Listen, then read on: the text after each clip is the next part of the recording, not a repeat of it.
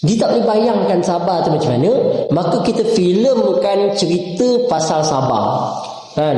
Kita pun gambarkan satu keadaan yang mana dalam filem tu menceritakan seorang Pak Imam satu hari di sembahyang Zuhur datang ke surau, tapi sebelum datang tadi dia rupanya masak air dekat dapur, dia lupa tutup. Jadi suami isteri ni pun pergi ke surau. Pak Imam je lah pergi surau, jalan gambar tu lah dibuat gambar, ambil uduk, datang ke surau. Lepas sembahyang Zuhur je kita tengok rumah terbakar contoh kan.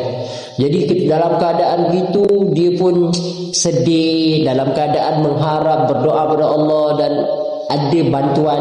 Jadi kalau kita tengok gambaran filem ataupun kita kata dalam bentuk cerita tadi, itu nak menjelaskan tentang Sabah, dia pun redha dan pasrah contoh kan. Maka apa berlaku?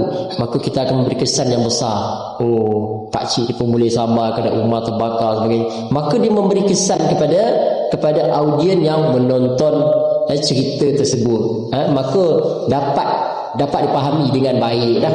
Dan begitulah sebenarnya kalau kita tengok dalam banyak-banyak perkara, benda yang tak boleh diterangkan dengan mulut. Terang dengan mulut mungkin bolehlah faham sikit, 20%, 30%, tapi apabila divideokan, diceritakan, contohnya kemerdekaan tanah Melayu kan, kita pun filmkan, maka nak memahami generasi sekarang nak lebih faham, maka dia akan lebih mudah faham, tapi dengan cara cerita fakta yang sebenar lah, tak bolehlah ubah-ubah.